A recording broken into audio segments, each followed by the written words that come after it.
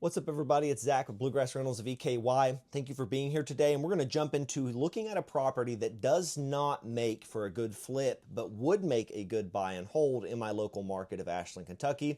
I'm going to explain to you the methodology behind how you run numbers on a potential flip property and how you may, from those numbers, pivot your mindset to a buy and hold opportunity when you're looking at an investment property. Let's jump into it right now as I share my screen with you and show you my numbers, my thought processes, the math behind it, and everybody, it's Zach with Bluegrass Rentals of EKY. You're with me in my office again this afternoon, and I want to do a quick video talking to you today about a recent flip opportunity that I passed over in my hometown of Ashland, Kentucky. I'm going to describe to you in the document on your screen why I skipped this flip opportunity. Not every flip opportunity that comes your way is a good one. That's why we run our numbers.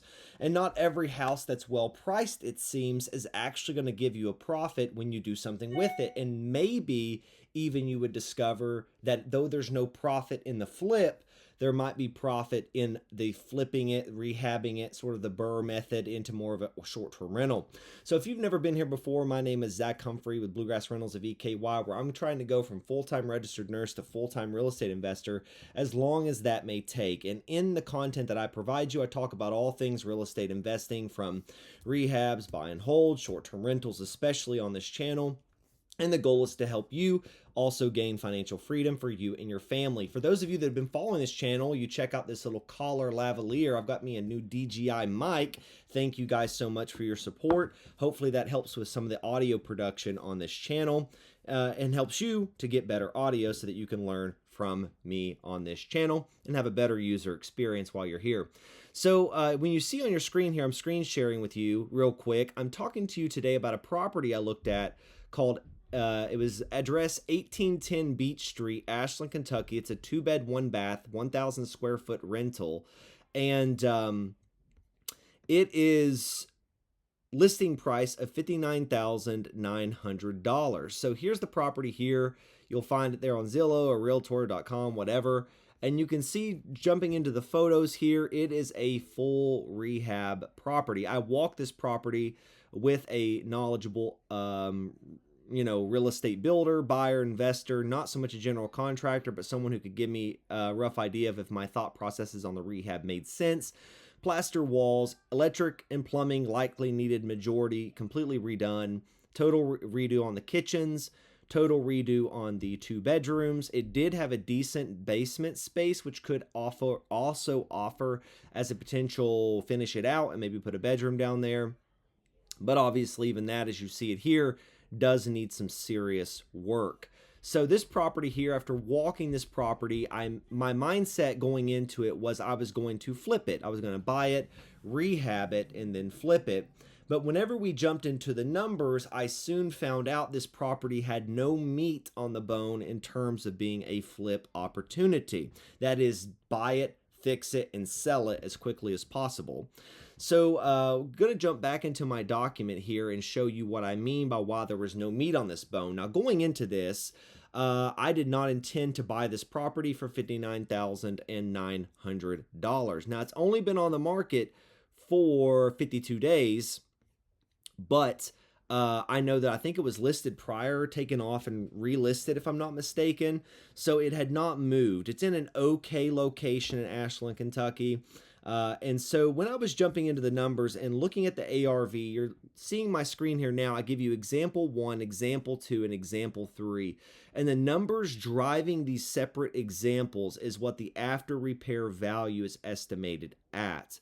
So example 1, the ARV is projected at $134,000 ARV. The second example is at $120,000 ARV. ARV meaning after repair value. That is after the home is fixed, what I think it would appraise and sell for. And in my third example, the most likely ARV of somewhere between $110,000 to $120,000. So my third example ARV is $110,000. Now, in order to run our numbers on a flip opportunity, a lot of people like to stay below what is called the 70, maybe 70% rule or 75% rule. And all that means is that they want to be all in on this project. That is the financing, the closing, the profit, and the rehab at less than 70% of the after repair value. That gives you the idea of where your profit could possibly be. And there's a calculation for that. If you look on your screen here, ARV times 0.70 or 70% minus the rehab will then give you the mindset of what the buy price can be. That is, I cannot buy it for more than this if I want to stay within 70% of the ARV, subtracting the rehab from the project. Now, the projected rough flip budget on this was $50,000. Now I take that at approximately for a total rehab at $50 a square foot. This is a 1,000 square foot property. So we're looking at roughly a $50,000 quick estimation on the rehab budget. The foundation looks solid and the walls of the brick and the foundation block looked solid. So that's not assuming any foundation rehab needs, but there were some rafter and the ceiling rehab needs, a total roof, and like I said, everything internal.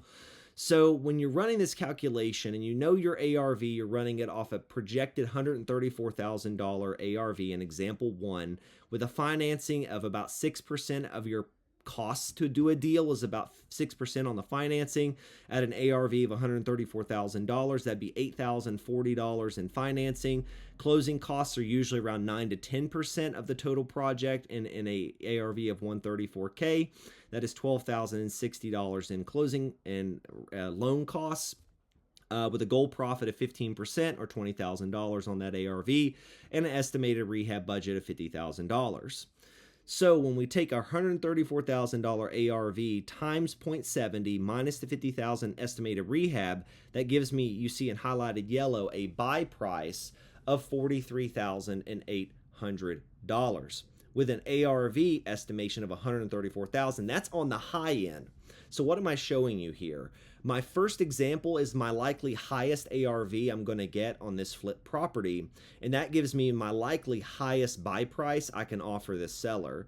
They currently have the property listed at $59,900, and my highest buy price with the likely highest ARV I'm going to reasonably see would be $43,800. So I know right off the top that my buy price cannot probably go more than $43,800 in order to make this a profitable flip opportunity at the best case scenario that it would appraise after repairs at $134,000. So we go into example number 2 with the same logic, just different numbers. Let's say our ARV is going to be $120,000 with financing costs at 6% or $7,200, closing costs at 9% or $10,800, a profit goal of 15%, that would be $18,000, and a rehab budget of $50,000. So at $120,000 ARV times 70% minus $50,000 rehab budget gives me an offer price of $34,000, which is a significant discount on an already pretty cheap property that is solid in terms of its walls and block foundation. Now, the lot this property sets on at least is probably worth $10,000 to $15,000 if it was a barren lot minimum in its location. So I would only be paying the seller another $20,000 for the solid brick walls that I'm building in. They're not going to go for that. But this gives you an idea of what your buy price offer can be because you really don't know what a seller's willing to take. And the goal is to find out our lowest maximum offer, like our maximum lowest offer, our lowest allowable offer, a lot of wholesalers will say, or an LOA. That's what we're really looking for here. What is our, this is our MOA in this instance, a maximum allowable offer of $34,000 if the ARV is only going to be $120,000.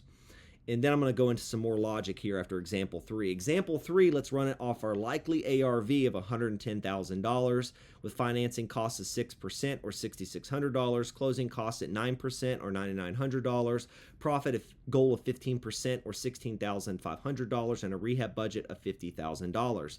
So we take our $110,000 ARV times 0.70 minus our $50,000 rehab gives us a $27,000 buy price, or let's even try at the 75% rule.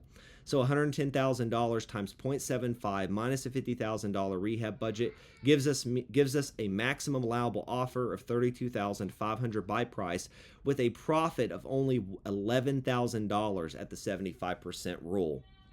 Now, here's the thing. With this property, 110,000 times 0.75 minus 50,000 gives me a maximum allowable offer of $32,500. This property, this seller does not want to take any lower or much lower than where he is already at $59,900. If I offer a higher offer price, the only place it can reasonably come from in the deal is my profit estimations. So at a $110,000 ARV with a profit goal of $16,500 at a 0.75% rule, what I'm doing, I am taking $32,500. See here. I'm taking $32,500 minus what it would be at the 70% rule, or $27,000. That's just $5,500. That's the difference between in the example 3, I'm taking $5,500, the 0.75% example, the 75% rule, subtracting it from the $27,000 buy price at the 70% rule, which is a difference of $5,500. That is taking that from my profit, the only place I can reasonably take money from. So I would do $16,500, 15% profit margin off my example number 3 from $5,500 subtracted, and you would only get a profit margin of $11,000 in a flip deal, which is a dangerous thing in my personal opinion. I don't know a lot of people that flip properties for only $10,000 in profit, because rehabs can tend to go over and there are unexpected fines, with whether that be the plumbing, the electric, the roof is worse than you think, there's something in the foundation that goes wrong, a pipe gets hit during construction, and that $10,000 profit you thought you were going to make on a rehab is a no bueno. You're not going to get it. So what am I saying here? Even at the 0.75% rule, trying to offer this seller something more, let's say $32,500, would only give me a profit margin of $11,000. So obviously in example 1, an offer price of $43,800 would give me zero profit margin on a flip. So this property, this Beach Street property here, is not, I repeat, not a flip opportunity. But what could it be?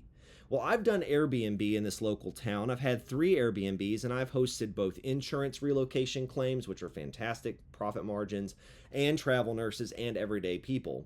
I know that the Airbnb market here would cash flow this property probably $700 to $800 a month, maybe even $1,000 to $1,200 a month in the peaker seasons of summer and early fall, where you're going to make more money.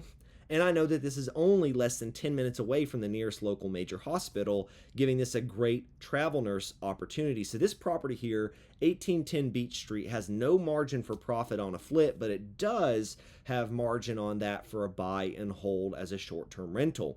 Now, if you're all in on this property, let's say that you offer full asking price of $59,900, plus you go with the $50,000 rehab, you're all in at only $109,000 a month, and your long-term rents here are going to be about $850 a month for a property like this.